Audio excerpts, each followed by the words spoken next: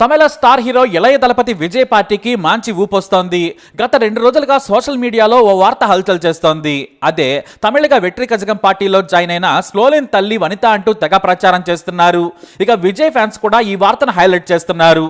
అయితే ఎవరి వనిత అంటే మాత్రం కాస్త వెనక్కి, అంటే 2018 వరకు వెళ్ళాలి. 2018లో తూత్తుకుడి ప్రాంతంలో స్టెర్లైట్ కాపర్ కంపెనీని మూసివేయాలని స్థానికులు ఆందోళన చేపట్టారు. ఈ కంపెనీ వెదజల్లే విషాల కారణంగా గాలి నీరు కాలుష్యమే చాలా మంది చనిపోయారు. పంటలు కూడా పండడం లేదు. ప్రజలు ఎంత ఆందోళన చేసినా నాటి సర్కారు పట్టించుకోలేదు. దీంతో చుట్టుపక్కల గ్రామస్తులు ఆందోళనను తీవ్రతరం చేశారు. ఇటు ప్రతిపక్షాలు కూడా నాడు ప్రభుత్వాన్ని తీవ్రంగా విమర్శించాయి.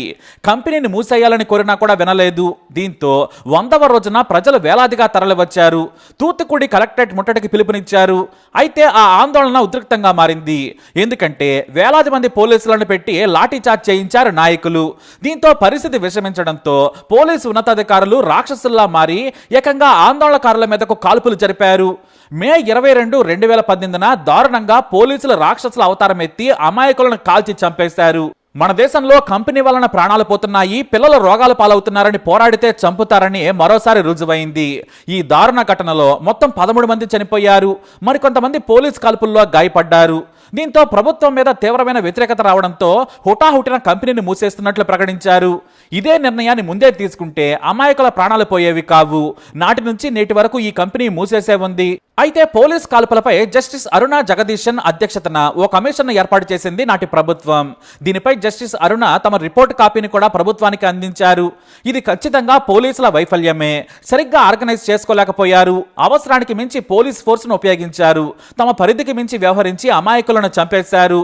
ఇందుకు 17 మంది పోలీసులు బాధ్యులంటూ వారిపై క్రిమినల్ చర్యలు తీసుకోవాలని నివేదిక ఇచ్చారు జస్టిస్ అరుణ.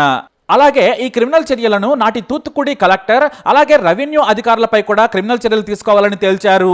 అయితే నేటికి కూడా ఎలాంటి చర్యలు లేవు. బాధితులకు న్యాయం కూడా జరగలేదు.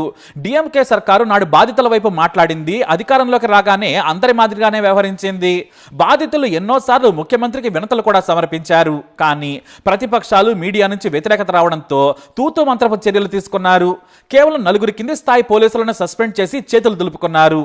కానీ ఆ బాధితులకు మాత్రం నేటికి కూడా న్యాయం జరగలేదు. చంపడానికి వీరికి అధికారం ఎవరిచ్చారని ప్రజలు నేటికి నిలదీస్తున్నా కూడా వినేవాడే లేడు. సరిగ్గా నాటి ప్రభుత్వం 13 మందిని కాల్చి చంపిన తర్వాత తమిళనాడు అట్టుడికిపోయింది. అయితే స్టార్ హీరో విజయ్ అంత తీవ్రమైన పరిస్థితుల్లో కూడా మీ వెంట నేనున్నానంటూ అర్ధరాత్రి ఆయన తన కారులో బయలుదేరారు. అంతేకాదు తూత్తుకుడి ఫ్యాన్స్ క్లబ్ మెంబర్స్ ని 4 బైకులు అరేంజ్ చేయమని చెప్పారు. సరిగ్గా రాత్రి 11:30కు మొహానికి మాస్క్ వేసుకుని టోపీ పెట్టుకుని ఆయన కారులో తూత్తుకుడి వెళ్లారు. అక్కడ ఫ్యాన్స్ కి తెలిస్తే వేలాదిగా వస్తారని ఎవరికీ చెప్పలేదు. అందుకే రాత్రిపూట వెళ్లారు. అర్ధరాత్రి 1 గంట సమయంలో ఓ ఇంటి తలుపు తట్టారు. కన్నీళ్లతో ఏడుస్తున్న ఓ మహిళ తలుపు తీసింది. ఇంత రాత్రి వేళ ఎవరు మీరని అడిగారా ఆమె. అప్పుడే హీరో విజయ్ తన మొహానికి ఉన్న మాస్క్ని తీసి జేబులో పెట్టుకున్నారు. నేనమ్మా విజయ్ని. ఇంత అర్ధరాత్రి తలుపు కొట్టినందుకు నన్ను క్షమించండి. మీరు ఏడుస్తూ బాధలో ఉన్నారని నాకు తెలుసు. కానీ నాకు మరో సమయం లేదు. మిమ్మల్ని చూద్దామని వచ్చానని చెప్పారు. ఆ మహిళ ఎవరో కాదు, తన 17 ఏళ్ల కూతురిని పోగొట్టుకున్న స్నోలిన్ తల్లి వనిత. తూత్తుకుడిలోని స్టెర్లైట్ కాపర్ కంపెనీని మూసేయాలని ముందుండి పోరాటం చేసింది స్లోలిన్.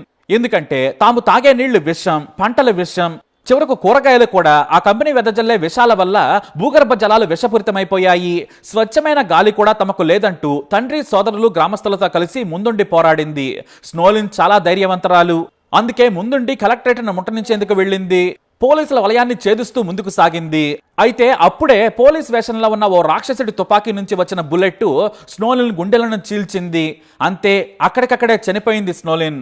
మా బతుకు మేం బతుకుతాం, కాస్త పీల్చే గాలి, తాగే నీరు శుభ్రంగా ఇవ్వమని పోరాడినందుకు స్నోలిన్ ప్రాణాలు కోల్పోయింది. ఆ విషయం తెలియగానే మొట్టమొదట విజయ్ గల్లీల మీదుగా బైక్ మీద వెళుతూ స్నోలిన్ ఇంటికి చేరుకున్నారు. హీరో విజయ్ను చూసి కన్నీటి పర్యంతమయ్యారు స్నోలిన్ తల్లిదండ్రులు. ఈ సమయంలో నేను రాకూడదని ఆ రాత్రే స్నోలిన్ ఫోటోకు నివాళులు అర్పించారు. వారి ఇంట్లోనే కింద కూర్చొని వారి మాటలు విని ధైర్యం చెప్పారు. రాత్రికి రాత్రే ₹1,00,000 చెక్కును వారికి అందించారు. ఇది పెద్ద మొత్తం కాదని నాకు తెలుసు. మీకు ధైర్యం చెప్పేందుకు వచ్చాను. ఈ చిన్న సాయం తీసుకోవాలని వారి చేతుల్లో పెట్టి హత్తుకొని ధైర్యం చెప్పారు ఆయన. అలా రాత్రి మొత్తం 10 మంది బాధితుల ఇళ్లలోకి వెళ్లారు విజయ్. మాస్క్ ధరించి తన అభిమాని బైక్ పై గల్లీలు తిరుగుతూ ప్రతి ఇంటిని కలిశారు. ఇక తెల్లవారుజామున కూడా మాస్క్ ధరించి ఓ ఇంట్లోకి వెళ్లారు. అప్పటికే ఉదయం 6:30 అవుతోంది. ఇంట్లోకి వెళ్లే వరకు తమ అభిమాన హీరో మా మధ్య ఉన్నాడని చాలా మంది గుర్తించలేకపోయారు. అప్పటికే హీరో విజయ్ వచ్చాడనే వార్త దావాణంలా వ్యాపించేసింది. జనం బయటకు రావడం మొదలు పెట్టారు. దీంతో తెల్లవారుజామున మరో 3 బాధితులను కలిసి వారిని ఓదార్చేసి వేగంగా ఎయిర్పోర్ట్కి వెళ్ళిపోయారు విజయ్. ఇక హీరో విజయ్ రాత్రికి రాత్రి వచ్చి ఓదార్చి వెళ్లారన్న వీడియో వైరల్ గా మారింది. పేదలు బాధితుల పట్ల విజయ్ కు మొదటి నుంచి మొక్కు ఉందనే మంచి పేరొచ్చింది. ఇదే సమయంలో ఇతర హీరోలకు సెగ తగిలింది. ఆసుపత్రిలో చికిత్స పొందుతున్న వారిని పరామర్శించేందుకు వెళ్లిన సూపర్ స్టార్ రజనీకాంత్ ను బాధితులు నిలదీశారు. ప్రాణాలు కాపాడాలని, కంపెనీ మూసివేయాలని పోరాడుతుంటే ఒక్క హీరో కూడా మాట్లాడలేదు. ఒక సెలబ్రిటీ కూడా ప్రభుత్వాన్ని నిలదీయలేదు. ప్రాణాలు పోయాక చావు బ్రతుకుల్లో ఉన్న వారిని ఓదార్చేందుకు వచ్చారా అంటూ రజనీని నిలదీశారు. మరో బాధితుడైతే ఎవరు నువ్వని రజనీని అడగడం ఆ రోజుల్లో సంచలనంగా మారింది. ప్రభుత్వం మీద వ్యతిరేకతతో పాటు పోలీస్ డిపార్ట్మెంట్ కూడా చెడ్డ పేరొచ్చింది. అయితే నాడు పార్టీ పెట్టలేదు విజయ్, పార్టీ పెడతానని ప్రకటించలేదు కూడా. కానీ బాధితులకు తన వంతు సాయం చేసి ఓదార్చడనే మంచి పేరు నేటికి ఉంది. అందుకే తన బిడ్డ ప్రాణాలు కోల్పోయిందని తెలిసిన తర్వాత బంధువుల కంటే ముందుగా నా హీరో విజయ్ వచ్చాడు, నా బిడ్డకు నివాళి అర్పించి మాకు ధైర్యం చెప్పాడు. అందుకే నేను మా దేవుడి పార్టీలో చేరుతున్నానంటూ పోలీస్ కాల్పులో చనిపోయిన స్నోడెన్ తల్లి వనిత తెలిపారు. ఆమె స్థానిక నాయకుల సమక్షంలో పార్టీలో చేరారు. వనిత చేరికతో టీవీకే పార్టీకి ఊపొచ్చింది. ప్రజలకు సేవ చేస్తే గుర్తుపెట్టుకుంటారు, ఆ తర్వాత గుండెల్లో పెట్టుకుంటారనే విషయం రూఢి అయిందని తేలిపోయిందంటూ టీవీకే సోషల్ మీడియా ఈ వార్తను హైలైట్ చేసింది. సోషల్ మీడియాలో విజయ్ ఫ్యాన్స్ నాటి తూత్తుకుడి ఘటనను మళ్లీ తవ్వి తీసి మా హీరో జనంలో నుంచి వచ్చిన నాయకుడు అంటూ దుమ్ము దులిపేస్తున్నారు. దీంతో విజయ్ క్రేజ్ మెల్లిగా పెరుగుతోంది. మేము కూడా విజయ్ వెంటనంటూ తూత్తుకుడిలోని బాధిత కుటుంబాలు జై కొడుతున్నాయి. అంతేకాదు నాడు ప్రతిపక్ష నేతగా ఉన్న స్టాలిన్ మాకు న్యాయం చేస్తామని చెప్పారు. సీఎం అయితే బాధితులకు న్యాయం చేస్తాం, కాల్పులు జరిపిన వారిని శిక్షిస్తామని చెప్పారు. అందుకే మేము ఓట్లు వేసి డిఎంకేని గెలిపించాం. కానీ నేటికి ఆయన న్యాయం కాదు కదా, సాయం కూడా చేయలేదు. మేము కష్టాల్లో ఉంటే నాయకుడు కాకపోయినా విజయ్ వచ్చి మాకు ధైర్యం చెప్పి సాయం అందించారంటూ కన్నీటితో మీడియాతో మాట్లాడిన తీరుతో డిఎంకే షాకు గురైంది. వనిత మాటలు తమిళనాడు మొత్తం ప్రభావం చూపుతున్నాయి. మా బిడ్డ విజయ్ రాత్రి తలుపు కొట్టి క్షమించమ్మా, మిమ్మల్ని ఇబ్బంది పెడుతున్నందుకు అన్నారు. గేటు బయట నిలబడి ఇంట్లోకి రావచ్చా అమ్మా అంటూ బ్రతిమలాడి మా అనుమతి తీసుకొని వచ్చారు. ఓ గొప్ప నాయకుడికి ఉండాల్సిన లక్షణం ఎంతకంటే ఏం కావాలి? మేమంతా విజయ్ వెంటే ఉంటామంటూ ఆమె మాట్లాడిన మాటలతో తమిళనాడులో పొలిటికల్ హీట్ పెరిగిపోయింది. విజయ్ వైపు జనం మల్లుతున్నారు.